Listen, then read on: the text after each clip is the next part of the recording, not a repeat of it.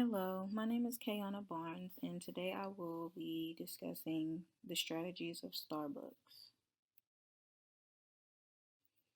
As we all know, Starbucks is one of the most famous coffee brands in the world. They have a well known brand name and they're known everywhere around the world. Um, their main focus has been growth, so that is why I'm going to talk about their growth strategy. As of 2019, every growth strategy that they have laid on the table has worked in their favor. They have aggressively opened new stores, they have improved customer experience, they have developed new products, and they've also expanded their rewards programs, adding more stores. They have opened 442 new stores, a third of those being in China, closing out the quarter with over 30,600 stores. Again, this information is based off of 2019. Now I'm going to talk about rewards and new products. They have made the rewards program more attractive, which has increased their active members by 14% to reach 17.2 million members. They have also partnered with Nestle, launching lines of Starbucks creamers and Nespresso pods. They've also aimed to improve customer experience by partnering with Uber Eats to expand their delivery in the United States.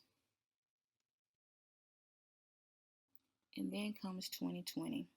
2020 has been a year for the books. It has changed a lot of things. Many businesses have closed. It has affected a lot of individuals around the world. So, like most businesses, Starbucks has had to implement new strategies to keep both employees and customers safe during these times.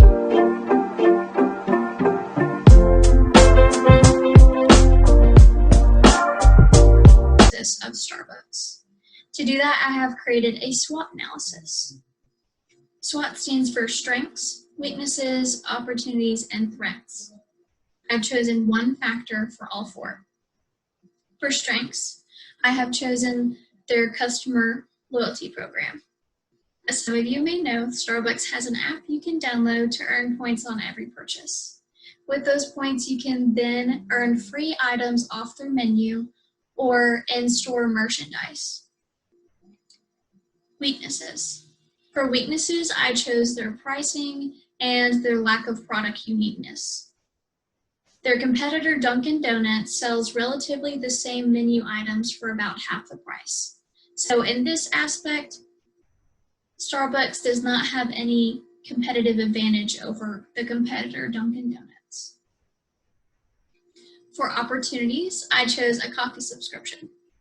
For example, Panera Bread has a coffee subscription for their customers where they can pay about $9 a month for unlimited coffee. Can you imagine the publicity that Starbucks could gain from implementing this type of program? It would definitely make me happy. And lastly, for threats, I chose COVID.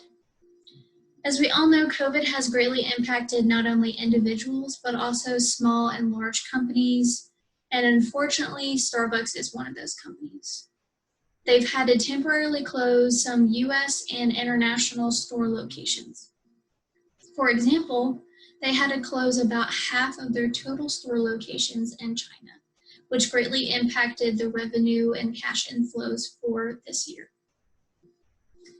Not only temporarily closing their store locations, but also suppliers that Starbucks does business with, they have upped their prices to offset the losses that they have had due to COVID.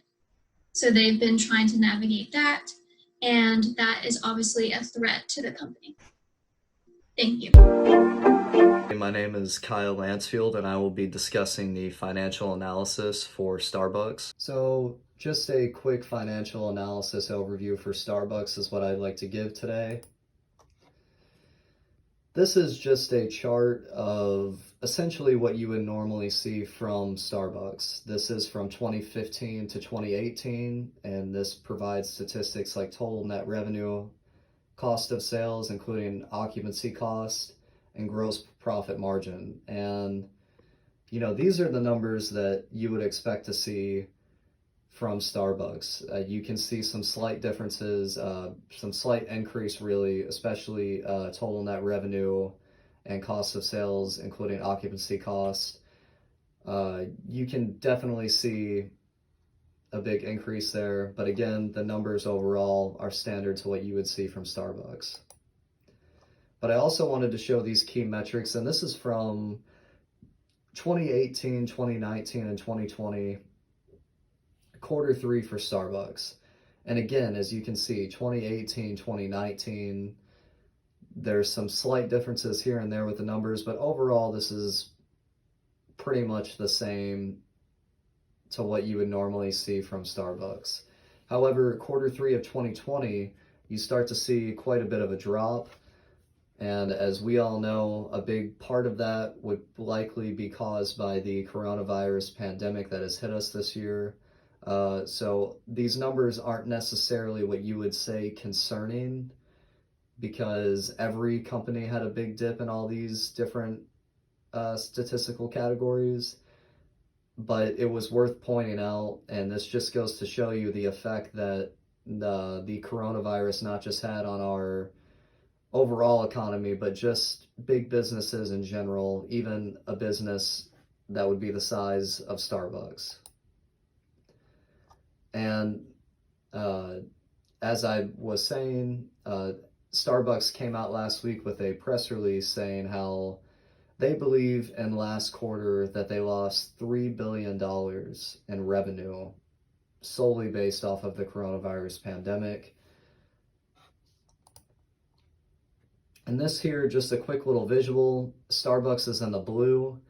I don't have to break everything down for you here to understand what's going on, but just a quickly overview, as you can see, the company is doing the numbers that they would normally expect. And around the March to April period, somewhere in between there, the country shut down and the pandemic had really begun. And that was a big loss in revenue for Starbucks. But the good that comes out of this is you can already sort of see a V shape, and that is very encouraging. As you can see, in June and July, the profit is already starting to slowly return back to its normal, and that would be expected because, as any company would, they had to make alternatives to make profits. So these alternatives, there were two main things that we could discuss here. The first one being the one that we've already been using for quite some time, but the drive-through has obviously become a big priority for Starbucks. And the interesting thing is that Starbucks has started construction on many stores that are going to be heavily focused and almost exclusively focused on drive-through. As a country, we evolve and we change. This is just the new way to do things, and Starbucks is jumping ahead of the curve and trying to focus its sales off that. And the second thing would be curbside pickup, which has started to become a trend these last few years. Obviously, you cannot go inside anymore to make a lot of these purchases, so Starbucks had to adjust, and curbside pickup has become another priority, especially for drive-thrus that can get very long from time to time.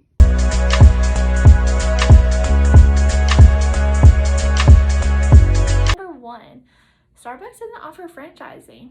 Even though it doesn't seem like that big of a deal, but it is, because Starbucks cannot access to enough liquidity. Definitely during these hard times, we all have experienced COVID, and it's all affected us in our daily lives, and it also affects every business.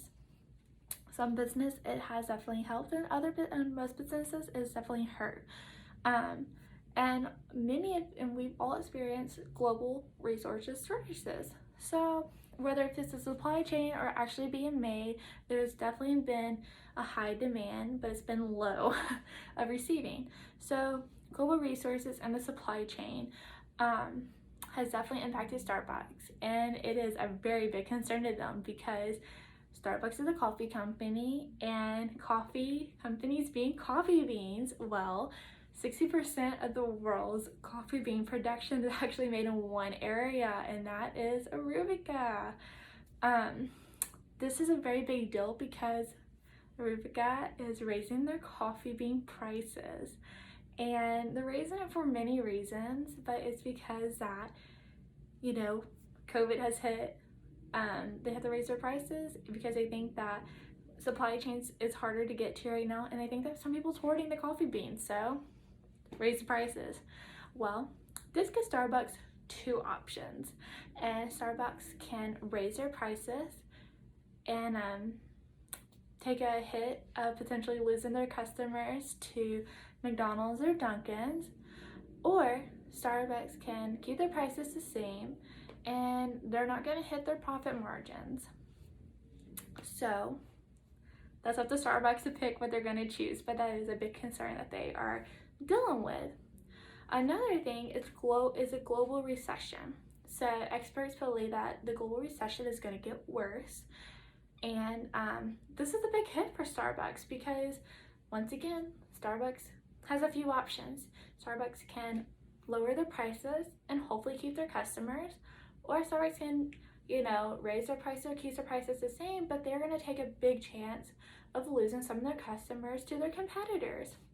So, that's up to Starbucks to see, but everyone knows that Starbucks is a luxury item and it is a cup of coffee, so their drinks are good, but you can also get good drinks somewhere else, and definitely paying $6, $5 for a cup of coffee, if you're short on budget, a $3, $1 cup of coffee will do just fine.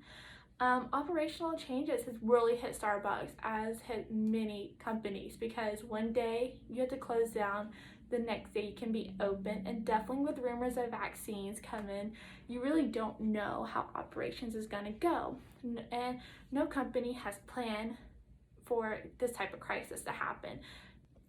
So my recommendations to Starbucks on their strategic concerns after doing my research is I feel that Starbucks should reduce their prices. And I say this for many of things, because if they do reduce their prices, they should sell more coffee. They should get more and new customers by doing this. So even though their profit margins will be higher, they should be able to reach them. I think it should definitely be experimental for them to figure out if they should do it worldwide, but I definitely think it would be very smart. Another recommendation to Starbucks is that I think they need to create a very cool, interacting marketing campaign. Example, share the code campaign. In hard times, people like positivity, and definitely engaging with your customers and creating positivity and giving back to your customers. Creating a really cool marketing campaign will definitely help. Another thing is Starbucks needs to contribute to the local communities. Whenever people see this, it definitely, you are happy to go purchase something from Starbucks because you know that they are giving back and they're helping people in your community.